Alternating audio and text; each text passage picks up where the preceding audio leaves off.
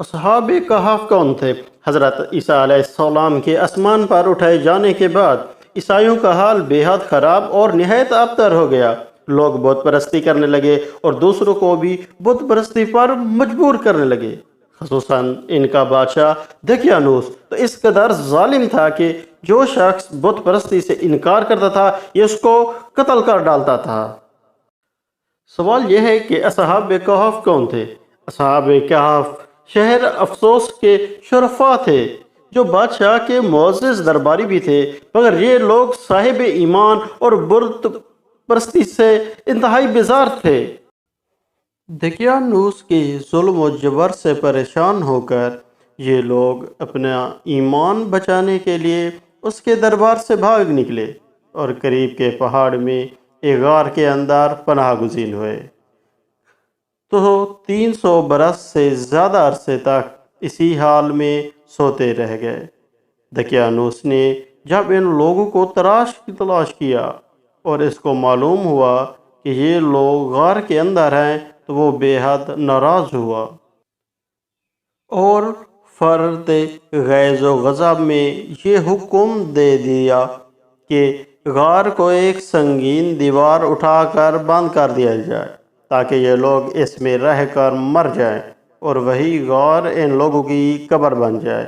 مگر دقیانوس نے جس شخص کے سپرد یہ کام کیا تھا وہ بہت ہی نیک دل اور صاحب ایمان آدمی تھا۔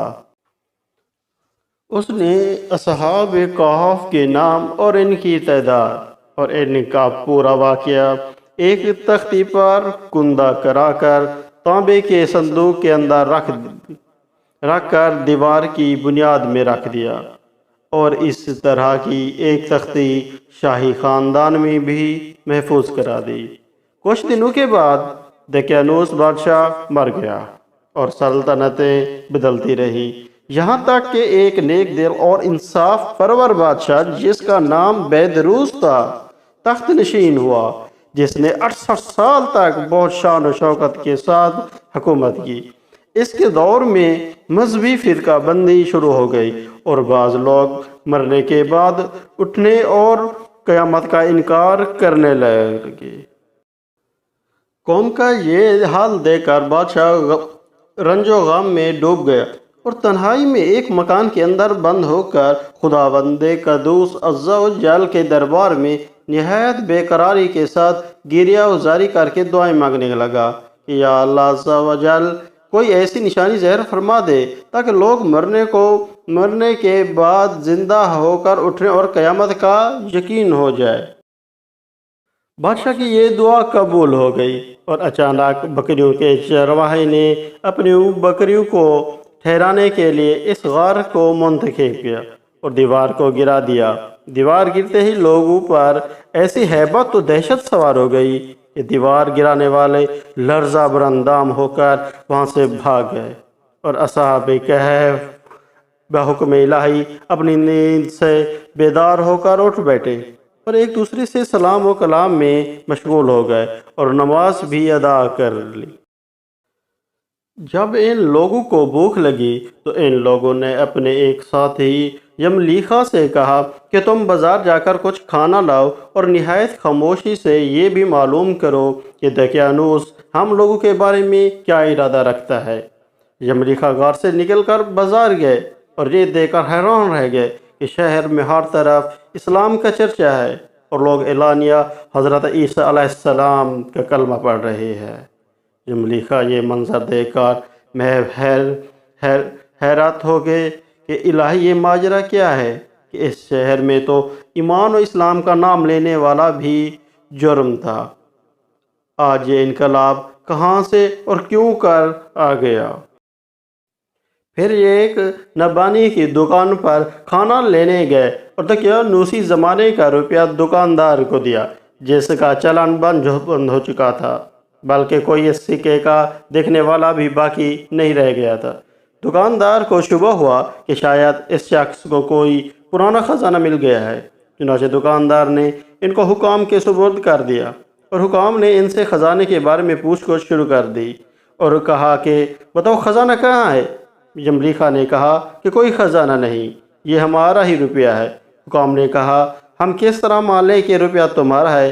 یہ سکہ 300 برس پرانا ہے، اور برسوں گزر گئے کہ اس سکے کا چلان بند ہو گیا، اور تم ابھی جوان ہو، لہذا صاف صاف بتاؤ کہ عقدہ حال ہو جائے۔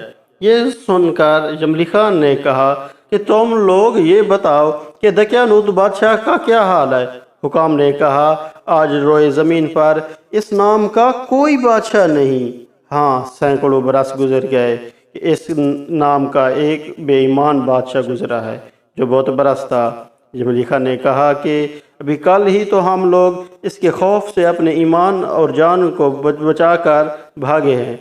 میرے ساتھی قریب ہی کے ایک غار میں موجود ہے، تم لوگ میرے ساتھ چلو، میں تم لوگوں کو ان سے ملا دوں۔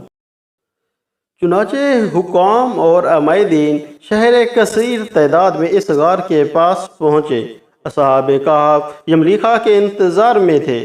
جب ان کی واپسی میں دیر ہوئی تو ان لوگوں نے یہ خیال کر لیا کہ شاید جملیخا گرفتار ہو گئے، اور جب غار کے منہ پر بہت سے آدمیوں کا شور و غوغا ان لوگوں نے سنا تو سمجھ بیٹھے کہ غالباً دقیانوس کی فوج ہماری گرفتاری کے لیے آن پہنچی ہے۔ تو یہ لوگ نہایت اخلاص کے ساتھ ذکر الہی اور توبہ استغفار میں مشغول ہو گئے۔ حکام نے غار پر پہنچ کر تانبے کا صندوق برآمد کیا اور اس کے اندر سے تختی نکال کر پڑھا تو اس تختی پر اصحاب کہف کا نام لکھا تھا، اور یہ بھی تحریر تھا کہ یہ مومنوں کی جماعت اپنے دین کی حفاظت کے لیے دقیانوس بادشاہ کے خوف سے اس غار میں پناہ گزین ہوئی۔ تو دقیانوس نے خبر پا کر ایک دیوار سے ان لوگوں کو غار میں بند کر دیا ہے۔ ہم یہ حال اس لیے لکھتے ہیں کہ جب کبھی یہ غار کھلے تو لوگ اصحاب کہف کے حال پر مطلع ہو جائیں۔ حکام تختی کی عبارت پڑھ کر حیران رہ گئے، اور ان لوگوں نے اپنے بادشاہ بیدروس کو اس واقعے کی اطلاع دی۔ فوراً ہی بیدروس بادشاہ اپنے امراء اور عمائدین شہر کو ساتھ لے کر غار کے پاس پہنچا۔ تو اصحاب کہف نے غار سے نکل کر بادشاہ سے معانقہ کیا اور اپنی سرگزشت بیان کی۔ بیدروس بادشاہ سجدے میں گر کر خداوند قدوس کا شکر ادا کرنے لگا کہ میری دعا قبول ہو گئی، اور اللہ تعالیٰ نے ایسی نشانی ظاہر کر دی جس سے موت کے بعد زندہ ہو کر اٹھنے کا ہر شخص کو یقین ہو گیا۔ اصحاب کہف بادشاہ کو دعائیں دینے لگے کہ اللہ تعالیٰ تیری بادشاہی کی حفاظت فرمائے، اب ہم تمہیں اللہ کے سپرد کرتے ہیں۔